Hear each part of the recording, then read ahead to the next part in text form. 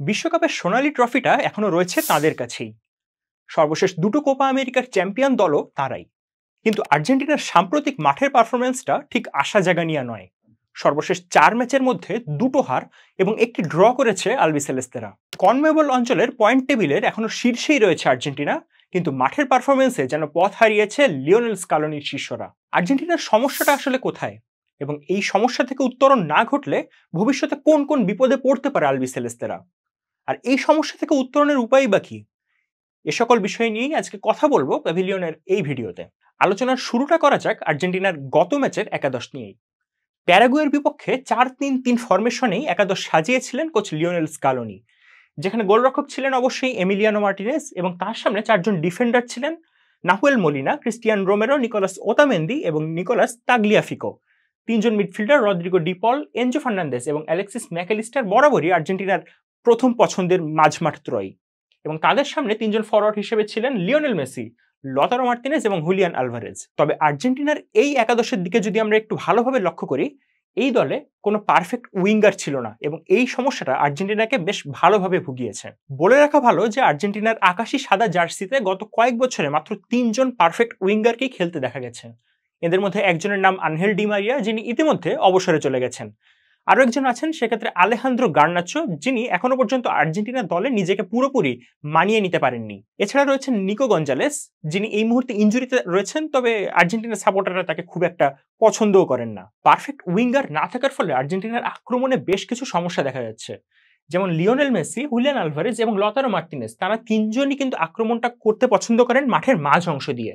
Lionel Messi তার ক্যারিয়ারের একটা বড় অংশ জুড়ে ছিলেন রাইট উইঙ্গার, কিন্তু এই মুহূর্তে তিনি অনেকটা সেকেন্ড স্ট্রাইকার বা ফরওয়ার্ডদের পেছনে খেলতেই স্বাচ্ছন্দ্য বোধ করেন। ম্যাচের শুরুটা তিনি ডান পাশ থেকে হয়তো করেন, কিন্তু ম্যাচটা যত সামনে এগোয় তিনি ধীরে ধীরে চলে আসেন মাঠের মাঝ অংশের দিকে, অর্থাৎ জোন 14 থেকে তিনি আসলে আক্রমণটা পরিচালনা করতে পছন্দ করেন।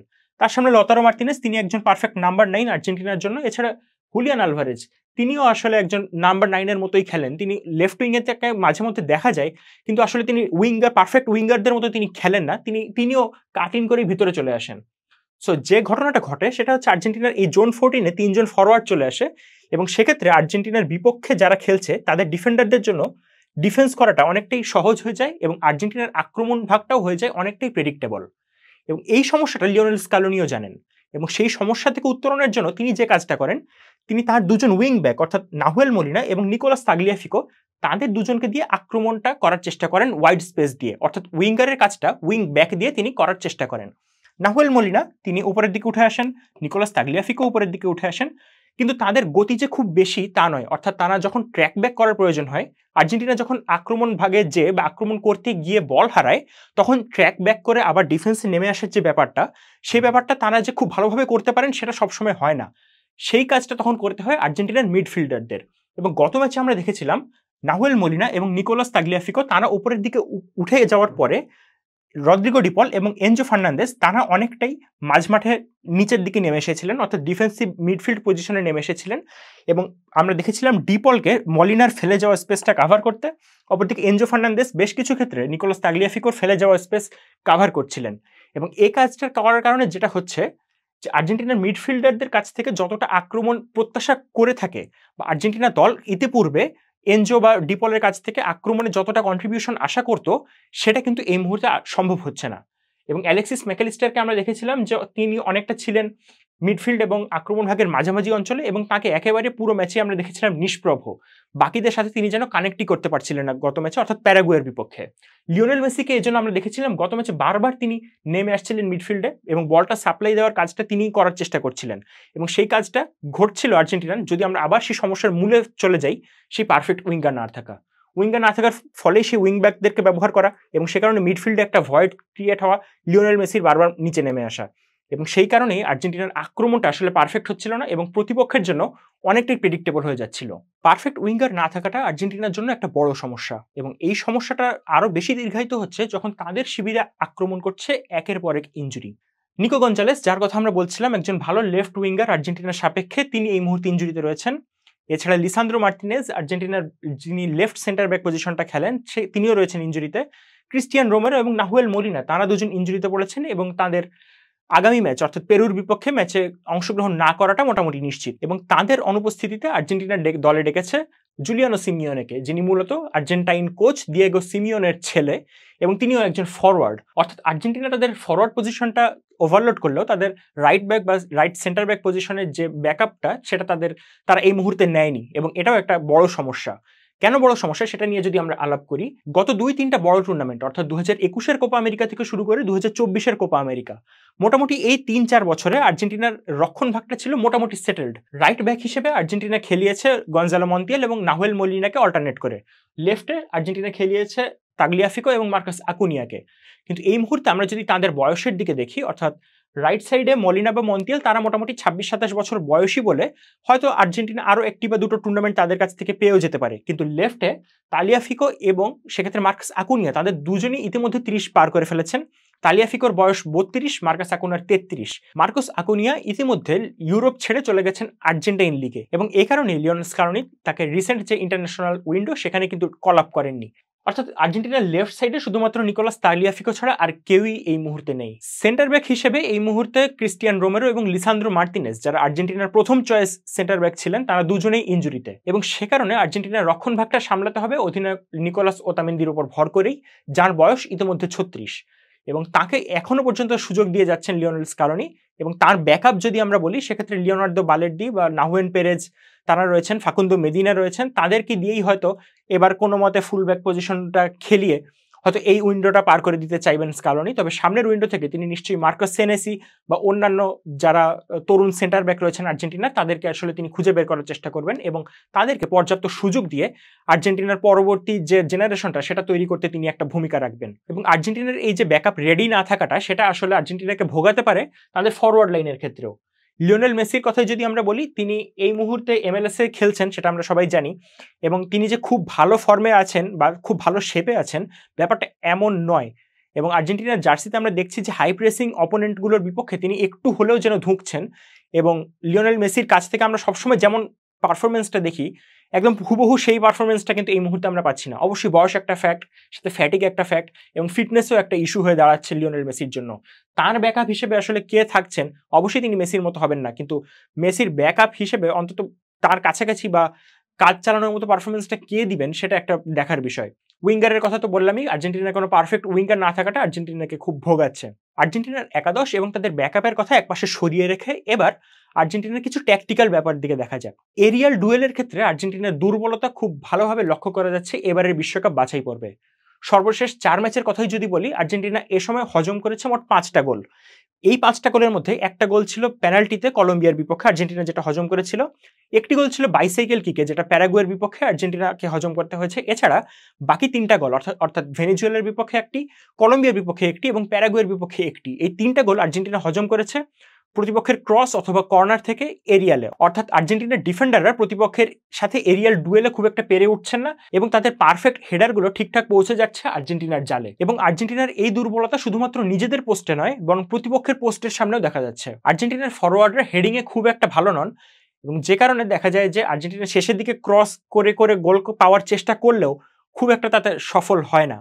নিকো গঞ্জালেসের কথা এক্ষেত্রে আবারও বলতে হয়, এরিয়ালে ভালো হওয়ার কারণে কোচ লিওনেল স্কালোনি তার প্রতি একটা বাড়তি নজর সবসময়ই রাখেন। হ্যাঁ, এটা ঠিক যে আর্জেন্টিনা সাম্প্রতিক সময়ে কিছু গোল পেয়েছে এরিয়ালে, তবে সেগুলো বেশিরভাগই কর্নার এবং সেট পিস থেকে নিকোলাস ওতামেন্দির পাওয়া। আর্জেন্টিনার ফরওয়ার্ডরা এরিয়ালে খুব একটা যে ভালো করেছেন ব্যাপারটা মোটেই তেমন নয়। লিওনেল স্কালোনির শিষ্যদের আরও একটা দুর্বলতা দেখা যাচ্ছে হাই প্রেসের এগেইনস্টে, অর্থাৎ প্রতিপক্ষ যখনই হাই প্রেস করছে বা খুব বেশি প্রেস করছে আর্জেন্টিনার খেলোয়াড়দেরকে, তখনই আকাশি সাদা জার্সিধারীরা বল হারিয়ে ফেলছে এবং সেখান থেকে প্রতিপক্ষ আক্রমণের সুযোগ পেয়ে যাচ্ছে। যেমনটা আমরা বলছিলাম, নাহুয়েল মলিনা এবং নিকোলাস তাগলিয়াফিকো গত ম্যাচে বেশ ওপরের দিকে খেলার চেষ্টা করেছেন বা কোচের ইনস্ট্রাকশনটা এমনই ছিল। তবে ঘটনা যেটা ঘটেছে, তারা ওপরের দিকে যখনই হাই প্রেসের শিকার হয়ে বল হারিয়েছেন, তখনই কিন্তু আর্জেন্টিনা একটা কাউন্টার অ্যাটাক হজম করতে হয়েছে তাদের, এবং সেখান থেকে গোলের সম্ভাবনা কিন্তু তৈরি করেছিল প্যারাগুয়ে। এটা একটা সমস্যা। সাথে সাথে এটাও বলতে হয় যে একটা হাই প্রেস যখন আপনি মোকাবেলা করছেন, তখন আপনি ঠিক কি কি পদক্ষেপ নেবেন। সাধারণভাবে দেখা যায় যে সেক্ষেত্রে গোলরক্ষকের বা ডিফেন্ডারদের কাছ থেকে একটা লং বল আসে এবং সেই লং বলগুলো সাধারণত ফরওয়ার্ডদেরকে খুঁজে নেয়, অথবা আপনাকে হাই প্রেসের এগেইনস্টে মাথা ঠান্ডা রেখে খুব দারুণ সব পাস দিতে হয়, কিংবা আপনার উইঙ্গারদেরকে যথেষ্ট ফাস্ট হতে হয় এবং দ্রুত খেলা সুইচ করে তাদের কাছে বল বাড়িয়ে দিতে হয় যেন তারা দ্রুত আক্রমণে উঠতে পারে। এবং হাই প্রেসের এগেইনস্টে কিভাবে ভালো খেলা যায় তার একটা সাম্প্রতিক উদাহরণই যদি বলি, উয়েফা চ্যাম্পিয়ন্স লিগে ফুটবল ক্লাব বার্সেলোনা মুখোমুখি হয়েছিল বায়ার্ন মিউনিখের। বায়ার্ন মিউনিখের হাই প্রেসের এগেইনস্টে বার্সেলোনা কিছুটা হলেও ধুঁকছিল একটা সময়, তবে ঠিকই বার্সেলোনা সেখান থেকে কিন্তু ম্যাচটা বের করে নিয়ে এসেছিল। এবং সেক্ষেত্রে আমরা দেখেছিলাম বার্সেলোনার দুই উইঙ্গার, বিশেষ করে লামিন ইয়ামাল এবং রাফিনিয়া, তারা দুজন কি দারুণভাবে তাদের হাই প্রেসের এগেইনস্টে তাদের গতিটা কাজে লাগিয়েছিলেন। মিডফিল্ড থেকে বা ডিফেন্স থেকে বলগুলো যখনই উড়ে আসছিল সেগুলো তারা দারুণভাবে রিসিভ করে তারা আক্রমণে উঠেছিলেন। বিশেষ করে মার্ক কাসাদোর সেই অ্যাসিস্টার কথা হয়তো আপনাদের মনে থাকবে, মাঝমাঠ থেকে একটা পাস তিনি দিয়েছিলেন একটা লম্বা করে, এবং সেক্ষেত্রে লেফট উইং দিয়ে রান নেওয়া রাফিনিয়া বলটা রিসিভ করে নয়ারকে পরাজিত করেছিলেন। ম্যাচের শেষ গোলের ক্ষেত্রেও লামিন ইয়ামাল তার মাঠের এমন একটা পজিশনে বল পেয়ে তিনি একটা দারুণ পাস দিয়েছিলেন এবং রাফিনিয়া লেফট উইং থেকে দারুণ একটা রান নিয়ে বল রিসিভ করে গোল করেছিলেন। আর্জেন্টিনার খেলোয়াড়দের কাছ থেকে ঠিক এই জিনিসটা কিন্তু মিসিং, এবং সে কারণেই হাই প্রেসের এগেইনস্টে বেশ কষ্ট করতে হচ্ছে তাদের। এবং এই প্রসঙ্গে একটা ছোট্ট ট্রিভিয়া বলে রাখা যাক, আর্জেন্টিনার সর্বশেষ 3টা ম্যাচে যে জয়বঞ্চিত হয়েছে সেগুলোর প্রতিপক্ষ ছিল ভেনেজুয়েলা, কলম্বিয়া এবং প্যারাগুয়ে। এই 3টা দলের কোচের কথা যদি আমরা দেখি, 3জন কোচই কিন্তু ছিলেন আর্জেন্টাইন, অর্থাৎ আর্জেন্টাইন কোচের বিপক্ষেই যেন আর্জেন্টিনা জয় পেতে ব্যর্থ হচ্ছে। ঘরের শত্রু বিভীষণ বোধহয় একেই বলে। এবার আসা যাক এ সকল সমস্যার যদি আর্জেন্টিনা সমাধান করতে না পারে সেক্ষেত্রে কি কি বিপদে পড়তে পারে টিম আর্জেন্টিনা। প্রথমত, আর্জেন্টিনা তাদের বিশ্বকাপ বাছাই পর্বে এবার যেমন অবস্থায় আছে, এখনো পর্যন্ত তারা টেবিলের টপেই আছে, সেক্ষেত্রে বিশ্বকাপে তারা কোয়ালিফাই করতে পারবে না এমনটা আশা করা আসলে বাতুলতা মাত্র। প্রথমত, আর্জেন্টিনা এখনো বিশ্বকাপ বাছাই পর্বের পয়েন্ট টেবিলের শীর্ষেই রয়েছে এবং সেখান থেকে আর্জেন্টিনা বিশ্বকাপে কোয়ালিফাই করবে এমনটাই আশা করা যায়। কিন্তু বিশ্বকাপে কোয়ালিফাই করাটাই তো আর্জেন্টিনার জন্য শেষ কথা নয়, বরং গত বিশ্বকাপের সাফল্যটাকে সামনের বিশ্বকাপ পর্যন্ত টেনে নেওয়াই আর্জেন্টিনার লক্ষ্য। তবে যদি আর্জেন্টিনা এই সমস্যাগুলো সমাধান করতে না পারে সেক্ষেত্রে ওই যে কথাটা চলে যে আগের বিশ্বকাপের চ্যাম্পিয়নরা পরের বিশ্বকাপে গ্রুপ পর্বে বাদ পড়ে যায়, সেটা আর্জেন্টিনার ক্ষেত্রেও সত্য হলেও হতে পারে। এছাড়া আগামী বছর ফিনালিসিমায় মুখোমুখি হবে ইউরো চ্যাম্পিয়ন স্পেন এবং কোপা আমেরিকা চ্যাম্পিয়ন আর্জেন্টিনা। স্পেনের সামনেও যদি আর্জেন্টিনা এই ভুলগুলো দেখায় সেক্ষেত্রে স্পেন সেই সুযোগটা কিন্তু নিতে বাধ্য হবে অবশ্যই। তবে হ্যাঁ, এখনো সমস্যার সমাধানের অনেক সময় রয়েছে আর্জেন্টিনার সামনে, এবং আর্জেন্টিনা যে এই ভুলগুলো করছে সেটাতে হয়তো লিওনেল স্কালোনি একটু খুশিই হচ্ছেন, কেননা যত তাড়াতাড়ি তিনি ভুলগুলো ধরতে পারবেন ঠিক তত বেশি সময় তিনি আসলে পাবেন সেগুলো নিয়ে কাজ করার এবং ভুলগুলো শুধরে আরো ভালোভাবে আরো শক্তিশালীভাবে প্রতিপক্ষের সামনে নিজেদেরকে উপস্থাপন করার। এবারের বিশ্বকাপের বাছাই পর্বেই আর্জেন্টিনার আরো 7টা ম্যাচ বাকি রয়েছে এবং সেক্ষেত্রে অন্তত 4টা ম্যাচে আর্জেন্টিনা মুখোমুখি হবে বেশ ভালো মানের প্রতিপক্ষের বিপক্ষে। ব্রাজিল, উরুগুয়ে, কলম্বিয়া এবং ইকুয়েডরের বিপক্ষে ম্যাচ রয়েছে আর্জেন্টিনার। এছাড়া এই 7 ম্যাচের মধ্যে 4টা ম্যাচ হবে আর্জেন্টিনার হোমে, 3টা হবে অ্যাওয়েতে। এই 7 ম্যাচের ফলাফলের ওপর এবং আর্জেন্টিনার খেলার ধরনের ওপর অনেকটাই নির্ভর করছে যে আর্জেন্টিনার ভবিষ্যৎটা কেমন হবে, ফিনালিসিমা এবং বিশ্বকাপে আর্জেন্টিনার হাতে সাফল্যটা ধরা দেবে কিনা সেই প্রশ্নের উত্তরটাও পাওয়া যাবে আগামী 7টা ম্যাচেই। তবে হ্যাঁ, সমস্যার কথা যেমন বলছি তেমনি সমস্যার সমাধানের সবচেয়ে যোগ্য ব্যক্তিটাও সম্ভবত আর্জেন্টিনার ডাগ আউটেই রয়েছেন, এবং এমনই একটা দুঃসময় থেকেই আর্জেন্টিনাকে সর্বজয়ী দলে পরিণত করেছিলেন কোচ লিওনেল স্কালোনি, এবং আর্জেন্টিনার এই চলমান কঠিন সময় থেকেও তাদেরকে আরো ভালোভাবে ফিরিয়ে আনার সম্ভবত সেরা ব্যক্তিটাই তিনি। তাই লিওনেল স্কালোনির উপরেই সম্ভবত সবটুকু নির্ভরতা রাখতে চাইবেন আর্জেন্টিনার সাপোর্টাররা। দর্শক, পেরুর বিপক্ষে আর্জেন্টিনার প্রথম একাদশটা কেমন হতে পারে, এই ম্যাচের স্কোর লাইন কি হতে পারে এবং আর্জেন্টিনা দল তাদের এই সমস্যাগুলো থেকে উতরে সামনের দিকে এগিয়ে যেতে পারবে কিনা, এই প্রেডিকশনগুলো আপনারা জানাতে পারেন আমাদের কমেন্ট বক্সে। এছাড়াও আর্জেন্টিনা, ব্রাজিল বা ইউরোপীয় ফুটবলের যে কোনো আপডেট পেতে চোখ রাখুন প্যাভিলিয়নের পেজে আর সঙ্গে থাকুন প্যাভিলিয়নের।